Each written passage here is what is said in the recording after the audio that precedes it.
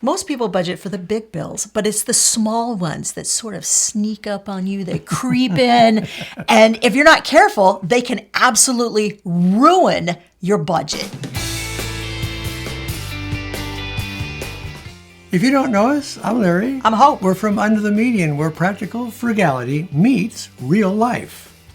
So let's talk about big bills, because most people put those big chunk bills into their budget and they forget about these little bitty ones. Yeah. In this video, we're going to talk about 10 different small expenses that may be creeping in or creeping up and literally wreaking havoc on your expenses. And sometimes this happens unknowingly. So not only are we going to point out these problem areas, we're going to tell you exactly how you can solve those problem areas. The first one is subscription creep. This is where you've decided to get rid of cable. So you've shut off cable TV, and now you've hooked up to 1, 2, or 3 different services that provide similar items for you to watch on your television. So you get rid of one big thing, but you add in 6 smaller things. And by the time you add up those 6 smaller things, not only have you canceled out the one big thing you just got rid of, but you might actually be spending more money every month than you were with the one big thing. So how do you fix it? One of the main things you can do is do a subscription audit. Get a piece of paper and write down everything you're subscribed to and take a look at it with your family members or your spouse and say, are you using this one? Are we really utilizing it to get the money out of it? Because if you're not, you're wasting a lot of time and a lot of money on it. And make sure you're looking really carefully at free services like DVDs and Blu-rays that you can borrow from your library. The library even has some access to free streaming services. Absolutely. So make sure that you're paying attention to those. Maybe you can get the very same programming that way instead of paying for it. Or Tubi TV, totally free. Second area that may be creeping in just a little bit, and that would be paying for extras. Let us explain exactly what we're talking about here. These are also known as convenience fees. And a lot of times they come into our life and we're not even realizing that they're coming in. So it's not the fact that you have a bank account. It's the fact that you are maybe using ATMs, which are not associated with your bank. Therefore, every transaction that you put in that ATM, you're going to be charged $2 to $3 per transaction. That means if you check the balance on your account, that's one transaction. If you take money out, that's transaction number 2. If you move money from checking to savings or savings to checking, that is transaction number 3. So you can see how that can add up really quickly. You always want to look at the fine print and make sure that you know where these kind of hidden convenience fees are coming in. One really good fix is to use the ATMs that your bank service runs. So we have one in our area. It's a credit union, and we make sure that we use only those ATMs so we're not charged an extra service fee to use them. And if you're wondering, I wonder what ATMs in my area my bank is connected with, go to your bank's website. And on almost every bank or credit union's website, they're going to say ATMs. You click on that little button and it's going to give you a complete listing and sometimes even a map of all the ATMs that are associated with their bank, and you can use them for absolutely nothing. And speaking of free, if you love things that are absolutely free, we have a free guide for you that runs through 10 different areas of your budget and shows you exactly step by step how to save in those areas. It's free, as I mentioned. We'll make sure that there's a link in the video description. Sometimes the fix for additional expenses is looking for something that's totally different. Here's an example. Years ago, Larry was on medication long-term, which meant that he had to have his blood tested every 30 or 60 days. That blood work was wreaking havoc with our budget. So we started looking around and we found an independent lab. And the cost of getting that same blood work, exact same blood work done at an independent lab was half the cost of what we were paying out of pocket. We were better off going to the independent lab than going to the hospital to get that blood work done. And that experience is why we are super excited about today's sponsor for this video. It's LabCorp On Demand. Our family actually has some personal experience with LabCorp On Demand. For years, my sister purchased tests through them. She was working on some specific health goals, and LabCorp On Demand's tests allowed her to keep tabs on how she was making progress on those goals. I vividly remember her stopping by one day, and she raved about how incredibly easy it was to purchase the test, to make sure that she got the results in a super timely fashion, like sometimes it was even the next day. And she also said the most important thing to her was the price. They were incredibly reasonable and incredibly transparent because she always knew exactly how much she was going to pay for each test. Here's how it works. You're going to use our special link. It's trylco.com/median. Take a look at all the tests they offer, and there are a lot of them. I've been looking at the women's health test because not only is it going to check my thyroid, which is super important as we all get older, but it's also going to give me all the numbers I need with some other important blood and health markers. Once you purchase your test, just make an appointment or simply walk in to any one of LabCorp's 2,000 plus patient service centers, and that's for sample collection. No doctor's appointment necessary, and the testing is all conducted at LabCorp's CAP-accredited, CLIA-certified clinical laboratories. They typically process, get this guys, 3 million samples a week. And that's it, super simple. You'll be notified by email when your results are ready, and sometimes that is as soon as the next day. It's fast, it's easy, it is definitely worth a try. Make sure that you're getting the insights you need to live a healthier life. Go to trylco.com/median and use the code MEDIAN because that is going to get you 20% off of select tests. You'll find all the information also all the way at the top of the description of the video. You know, Hope, this leads so well into our next point, which is neglecting maintenance. Neglecting maintenance on anything, on your body, on your house, on your car, whatever you own, especially major items, can end up costing you a lot of money in the long run. You want to make sure that you're taking care of each item.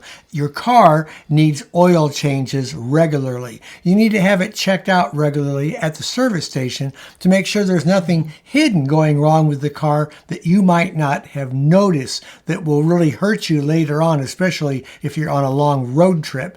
The same is true with your home. You want to make sure that your foundation is holding up, your roof is holding up okay, your heating and cooling system is doing fine, and you want to make sure you're checking all of these items before the season comes in that will require the need of those items. We have a couple of very specific, very personal examples about when we got royally bit because we did not do maintenance. I was in my early 20s. I had my very own car. I did not check the oil regularly in my very own car. And the engine seized. The guy I was dating at the time wound up dropping a new engine in that car for me in the middle of winter. It was a very, very costly mistake, and one which, believe me, I never did again. Now, here is another example of where maintenance can become a problem. We have a sticky valve on our toilet. And because we ignored said sticky valve, one of the kids or one of us, who knows how did it, flushed the toilet and the valve stuck. We didn't find it for who knows how many hours after that. But here's what I do know. That one sticky valve situation cost us an extra $10 when the water bill came due the next month. And so sometimes if you just ignore something thinking it'll go away, it'll go away, it'll go away, it not only does it not go away, but something, and this is, we have been talking about this recently on the channel, so I'm going to repeat it because we do think it's super important. When you keep tabs on stuff regularly, like maintenance or anything else in your budget, and you need to make changes, the changes are most often micro changes. But when you ignore said maintenance, the changes that need to be made are macro changes. So they will cost you a lot more money. The next item, and we've talked about this many times regarding energy, and that's your energy vampires. This is Hope looking like an energy vampire. Would you want that around your house? No. The energy vampires we're talking about are LED lights that are on your stove, that are on your microwave, your clock, your TV set that has a remote control, uses power when it's not plugged in and turned on.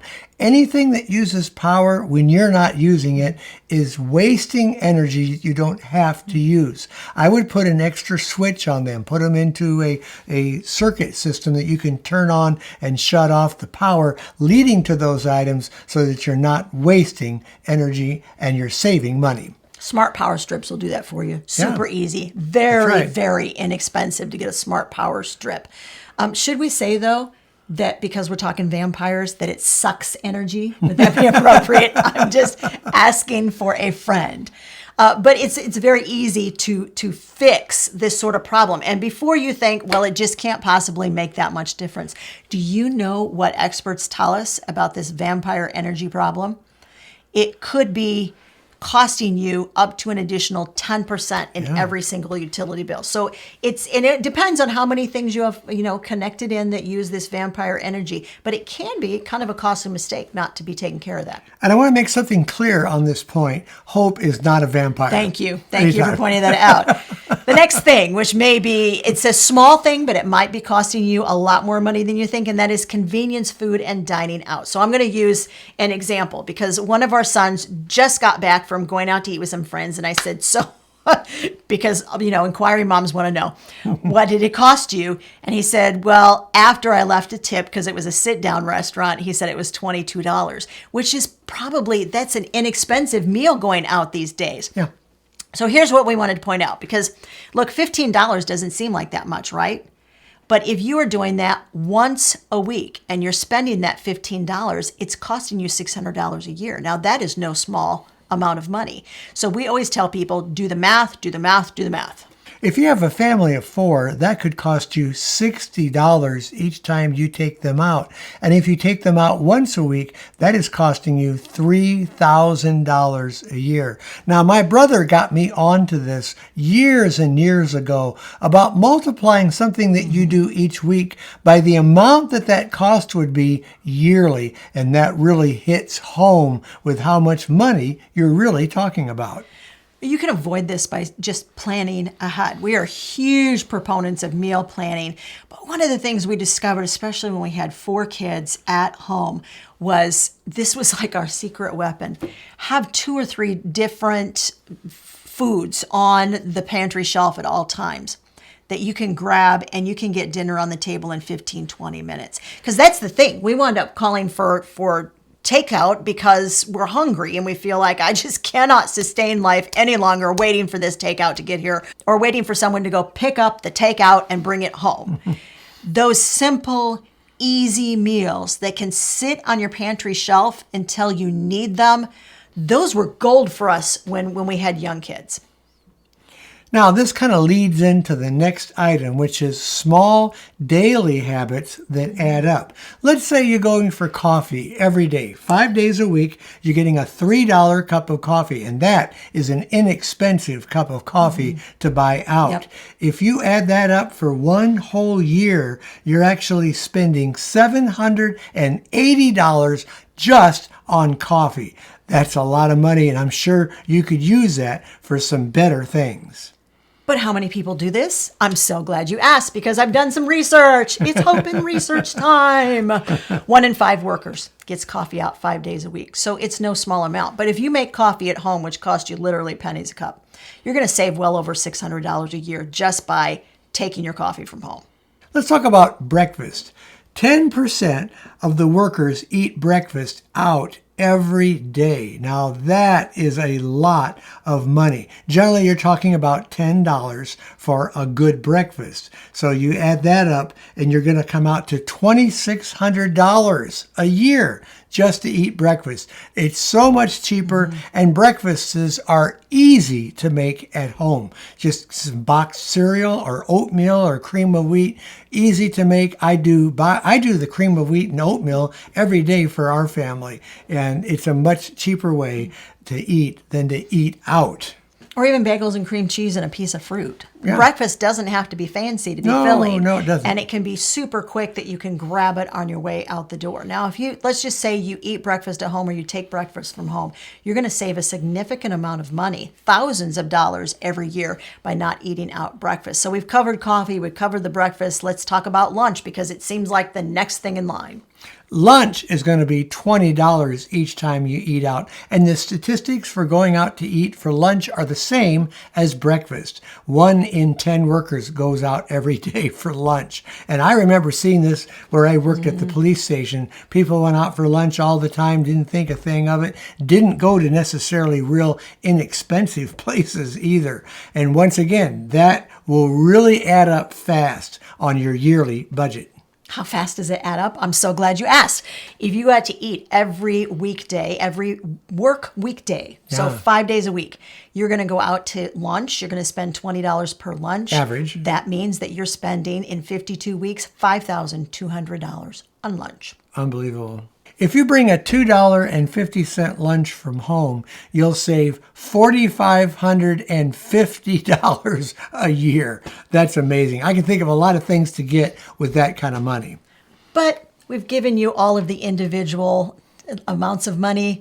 Let's do a grand total just for fun, okay? I'm going to do my drum roll, my famous drum roll, and Larry's going to tell you all together what you're going to save on breakfast, lunch, and coffee if you bring them from home. Are you ready? Wait, let me do my drum roll. Drum roll. Go. $7,600 you will save in a year by not doing those things. And if you want to do them occasionally, that's okay. We understand. But doing them on a weekly or daily basis adds up fast. This next one is one of my favorites. Not only to talk about, but also to do. Impulse spending. Yes, I see you, Amazon. I see you, Target. I have a joke that I tell a lot when I do public speaking, and it is, if you don't tell your money where to go, it will always go to Target. That's where your money likes to go and hang out is Target. Mine would tend more to go to Marketplace and eBay. That's where I would be spending my money. So you have to regulate those things just like we've talked about with the other items we've had on this list. So here's what happens with Target. I'm just going to paint a picture for you. You see if I'm not right. You got toilet paper on your list. You walk into Target and you're like, I am getting some toilet paper. Do you walk out with just toilet paper? No. You walk out with toilet paper. You walk out with the scented candles. You walk out with a couple of other things for the household, maybe some throw pillows. And here's the other thing that happens. Don't forget snacks. Snacks. Oh, yeah. Oh, my gosh. Target is the place our kids like to go for snacks. Oh, boy, yeah. So you're walking out with all this stuff, none of which, except the toilet paper, was on your list. And 3 days later, you are desperately rummaging around in your purse trying to find the receipt because you have opened up your bank app and you can see that amount of money spent at Target, and you have literally 3 days later, no idea what you spent that money on. So what do you do about this? How do you fix this issue? Well, one of the things, and once again, we've mentioned this in the past too, is to give it a 24-hour period. That's kind of a cooling off period. Just put the item in your cart and let it sit there for a little bit while you can think about how badly you really need that item. Now, this is your virtual online cart. Don't go to Target physically. Leave things in your cart. And go away for 3 days, okay? Probably won't be there. We're telling you that our cementation is probably not going to be there waiting for you. 3 days later, at least I would hope it would not still be in that cart. But Hope and Larry said to leave it in our cart. So this is the online cart. The nice thing about this system, too, is sometimes if you leave things in the cart, like Amazon will know that you left something in your cart, or that online vendor will know that there's something there. And sometimes they'll send you a reminder, hey, there's something in your cart. If you still want it, I'll give you 10% off, 20% off. They'll send you a nice little coupon to encourage you to go ahead and buy that thing. So leaving something in your cart is a good idea. Here's a couple of other ideas.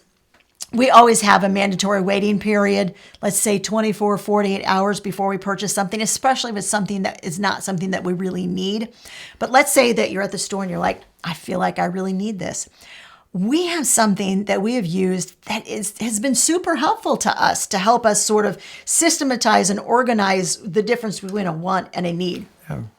we have a list of items that we would like to buy, replace, purchase. So it's our item list.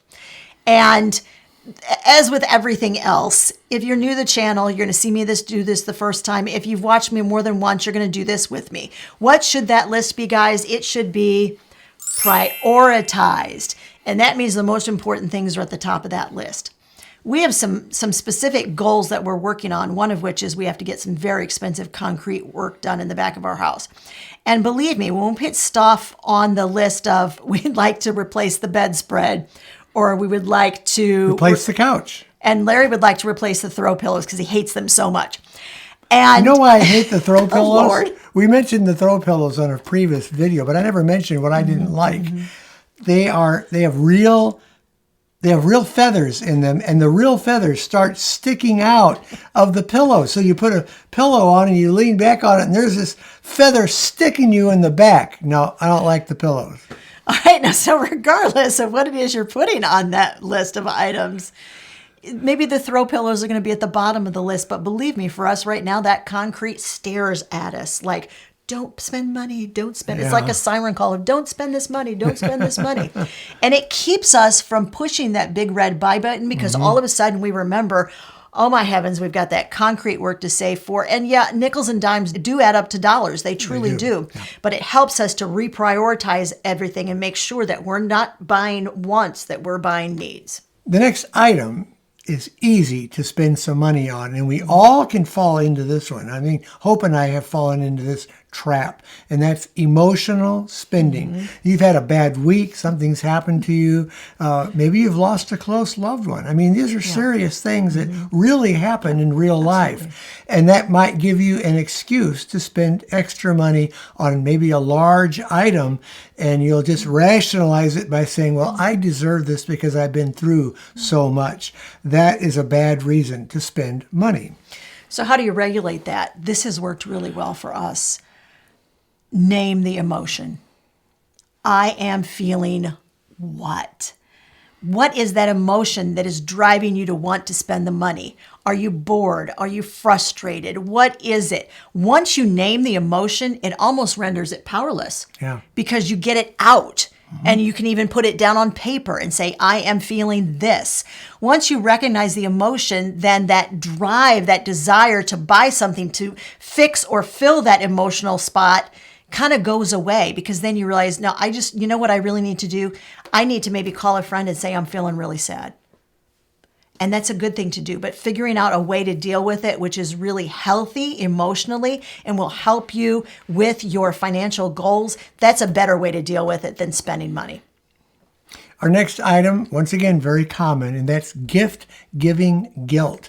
If you have people in your family that are used to spending a lot of money on Christmas gifts, on birthday gifts, on graduation gifts, whatever the case might be, they can make you feel guilty for the amount of money that you've allocated toward your giving. And our giving is pretty meager compared to some people in our family. So you have to set that cap and stick with it. Stick to your guns, no matter how other people feel. They're not going to come and pay your bills for you, and they're not going to help you out when you need cash for other things. So all I have to say is stick to your guns and stay with your plan. All right, so where does the guilt come in? Because they're going to tell you, oh, you're being stingy. Live a little. I know you've got the money. Look, those are just all words that are designed to drive you to spend money because you feel guilty. Don't give in to those. Say, you know what? We're working on some very specific financial goals. And the next thing you can do, the next words out of your mouth can be, here's what you can count on me for. Here's how much money you can count on me to give toward this group gift or to give toward whatever. This is the max. Here's what you can count on me for. Be that $5, $20, or $100. Let them know right away what they can count on you for. Because what winds up happening is you have family members and you start waffling. You start going, yeah, well, you know. And then they feel like they're counting on you for X amount of dollars. But if they know in advance, this is it, I'm sticking to my guns, it makes it a lot easier and a lot smoother of a transition. This area is one of the hardest areas that we have ever dealt with as a couple. has been this desire to love people, to show them we appreciate them, but we never had a lot of money to do so.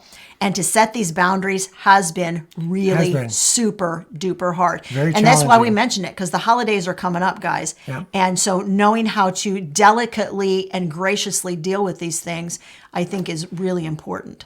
Another item is brand loyalty blindness. You can get really comfortable with a particular brand, a major brand, and major brands cost more than generic brands. But a lot of times the generic brands are made by major brands anyway, and they can be as good a quality as that expensive item that you're wanting to purchase. I would also check with their warranty and see what they offer in warranties and what they offer in returns for those generic items. You can save a lot of money by not necessarily sticking to your favorite brand. Now, you of course want to compare quality to quality, right? But Larry and I fought this battle the minute that we got married, because he only bought name brand items. When it came to food. And I only bought store brand items. So we came head to head with this in about the first 2 weeks of marriage. Loggerheads. Absolutely. And so what we did was I said, all right, let's just, and you have to compare apples to apples, right? And so we made a list. It was probably the first prioritized list we ever made in our marriage. It was about 2 weeks in. I said, let's figure this out. Let's make a list. What name brand items are important to you when it comes to food? So like for him, it was all of them. So we listed the main ones that we knew we were going to regularly be buying. Like Campbell's soups. So I let her pick her generic items, and I said, let's try them and see how they are compared to the ones that I like. So we wound up with a list out of, say, 20 items. There were at least 12 or 14 that he was immediately like, I can't taste a difference. So that was how we sort of whittled down that list. And if you have some things on there and you're like, I'm sorry, post Raisin Bran is just, you can't touch that flavor in the store brand Walmart version of Raisin Bran. That's okay. We're not telling you can never buy name brand items, but we are telling you there is a 30 to 40% difference in price between the name brand and the store brand or the generic. So don't be afraid. Give it a try and see if you can live with that difference, because there needs to be a little bit of give and take in that. We mentioned this last item because we've seen this in many people. This is a very common mistake that's made, is to go for brand loyalty instead of checking out the other options that are out there. But we made a list of 10 more things that can help you save money. These are things that people tend to actually be wasting money on, and they're doing it when they're trying to save money. That video is right over there. Give it a watch next.